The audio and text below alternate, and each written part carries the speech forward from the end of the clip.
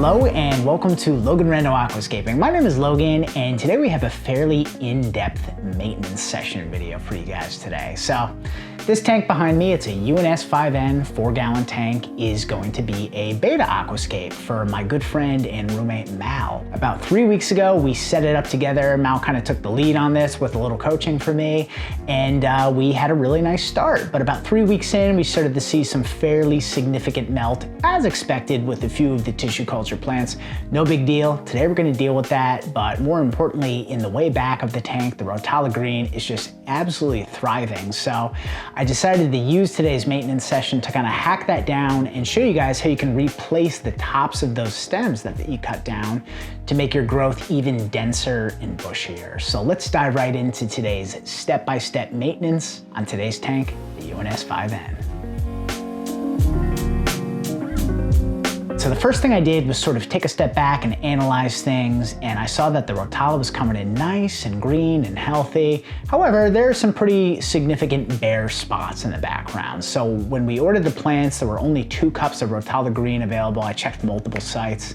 So we planted as dense as we could. That said, it still wasn't quite as dense as we wanted it to be. So now that the Rotala has grown several inches, what I'm gonna do today is cut it down. And when you're doing this sort of cutting, knowing you're gonna replant the trimmings, you wanna be very careful, because when your Rotalas and your stem plants are super grown in, I don't know about you guys, but I kind of get in the Edward Scissorhands mode and I'm, trimming tiny little pieces to sort of shape it the way I want. Today, that wasn't so much the case. I knew I was gonna use these trimmings to replant, so I sort of made one clean cut where I could, super duper short, as close to the base as possible, and then you'll get 2 beneficial things out of that. So number 1, whenever you make a cut on a stem plant, you'll get 2 new shoots that'll come up for that. So that'll aid in the sort of bushier regrowth. And then number 2, you get the trimmings, which you can then replant. And I chose to be super careful about orienting the stems properly so that they would look good in the tank, but I'm gonna let you guys in on a little secret. I learned through experience and just experimentation that you can pretty much plant trimmings of Rotala any which way, even if they're completely upside down, and they'll make it work. They'll grow new stems that are oriented in the right direction.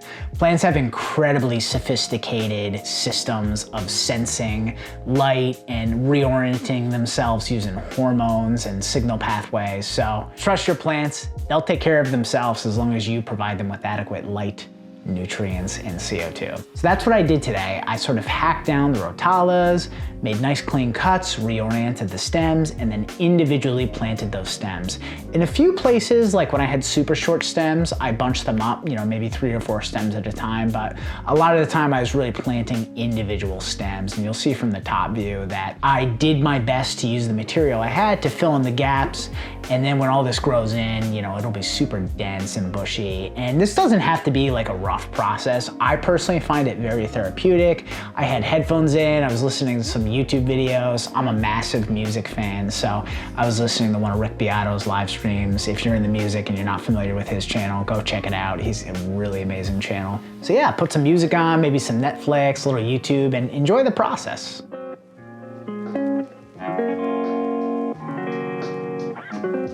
So once everything was looking good with the background plants and the Rotalas, I worked my way to the midground of the tank. And this is probably the weakest looking section of the tank right now.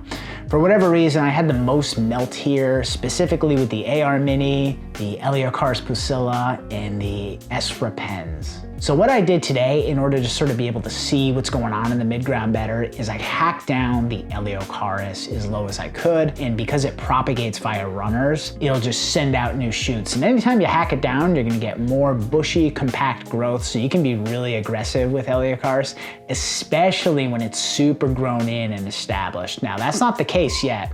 I mean, just a little bit of force and you'll be able to pull that Eleocharis out, but eventually, it'll get a really deep, sophisticated root system. So today I just hacked away all the melt, and what that'll do is hopefully make room for new healthy growth, as long as the runners aren't rotten, which can happen sometimes. So over the next couple weeks, I'll just keep an eye on things.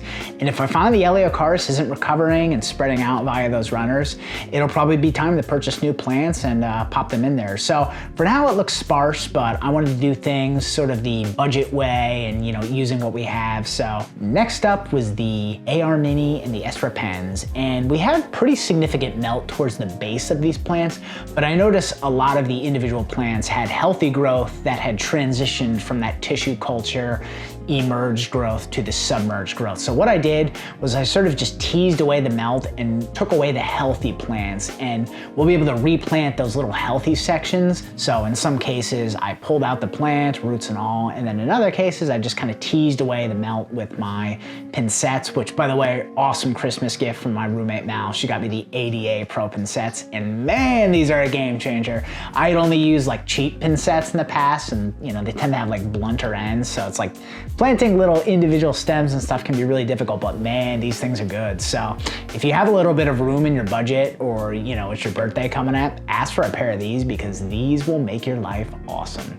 So I replanted the healthy sections and things were looking a lot better. Specifically with the AR Mini, I grabbed a couple specimens and trimmings from my 60U to kind of fill it out a little bit, but I sort of looked at the image of exactly where Mal planted them in the first place and tried to replicate with the trimmings. So hopefully these will grow in now that they're established and we're most likely through the worst of the melt. So we'll keep an eye on things over the week. And again, if I find that things aren't recovering and we're going through a bad algae phase, I'll take care of the algae and just add a ton more clean tissue, because you always want to take the approach of remove the bad stuff, introduce more good stuff. As I've said in previous videos, the whole algae, bad bacteria, diatoms is a constant battle versus the good guys, which are the plants and the good bacteria. So as many of the good guys as you could toss into the battle, the better. So now that we've done that maintenance, the next thing I did was a very big water change. And because we were in week number 2 of this tank's life cycle, Mal was doing the every other day water changes. So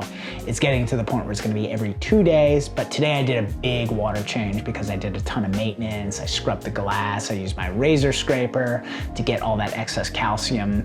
And then I used my electric toothbrush to really, take the diatoms and that little bit of green algae I was seeing on the hardscape. So things are looking super clean. So I drained about 60–70% of the water, and then I refilled it with Portland tap water, which is super great. It's very, very soft, about 30 TDS, so it's been awesome. And then I remineralized to TDS 120 with salty shrimp GH+. I love this stuff. It dissolves really easily. Some of the other products may get your water a little bit cloudy, so this is my preferred product, but all the other ones do the job as well too.